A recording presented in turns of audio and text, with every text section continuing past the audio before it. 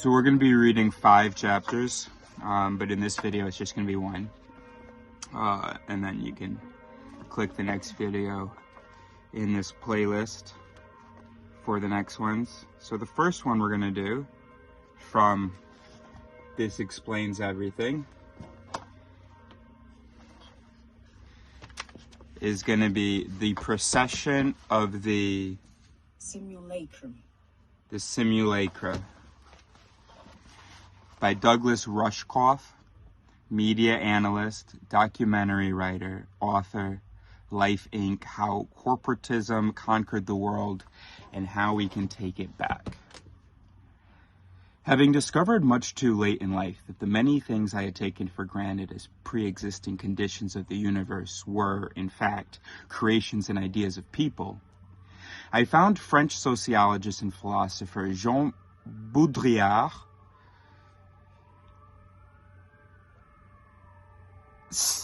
Precession of the Simulacra to be an immensely valuable way of understanding just how disconnected from anything to do with reality we can become.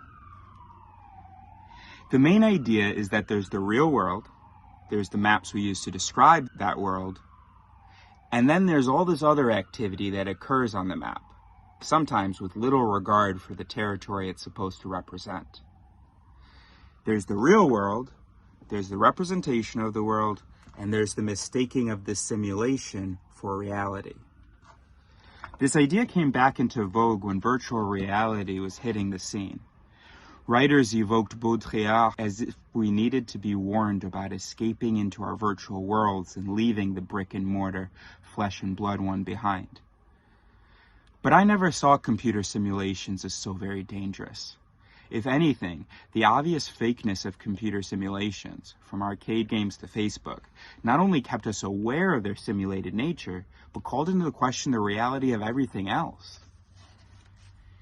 So there's the land, this real stuff we walk around on. Then there's territory, the maps and lines we use to define the land. But then there are wars fought over where those map lines are drawn. The levels can keep building on one another, bringing people to further abstractions and disconnection from the real world. Land becomes territory. Territory then becomes property that is owned. Property itself can be represented by a deed, and the deed can be mortgaged. The mortgage is itself an investment that can be bet against with a derivative, which can be secured with a credit default swap. The computer algorithm trading credit default swaps, as well as the programmers trying to follow that algorithm's actions in order to devise competing algorithms, this level of interaction is real.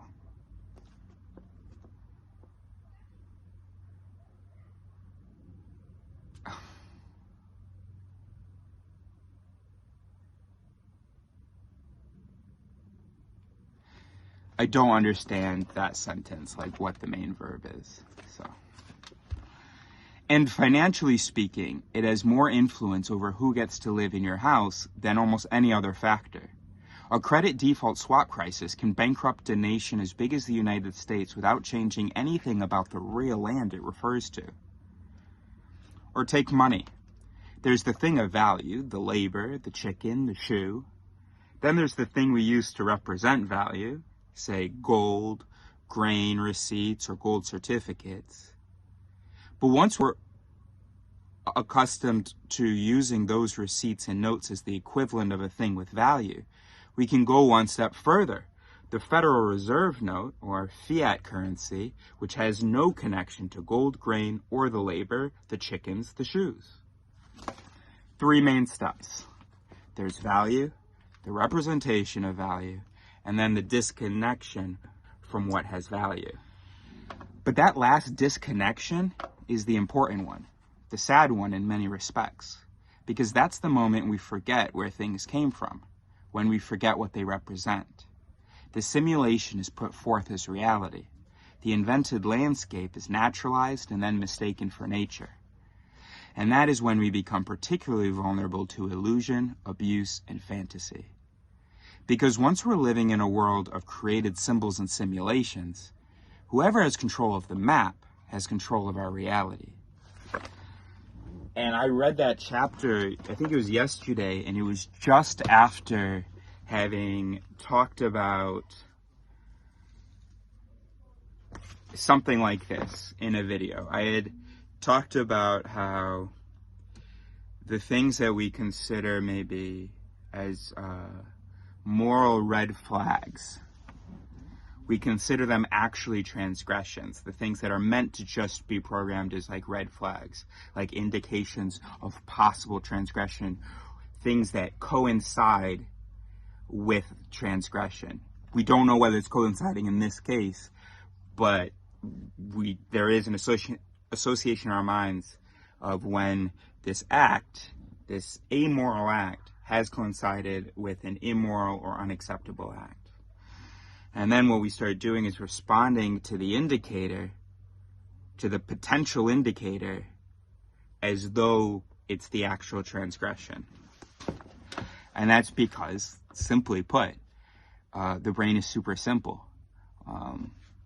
And so, you know, it's like, oh, okay, there's a correlation between that and the transgression. All right, then I'll just get upset anytime I see that. Okay, that's great. Next one that you should watch is, I think the editor did a great job with this, but I am going to do it in a different order. I'm going to skip 2 chapters and go to Ivan Pavlov's Great Discovery.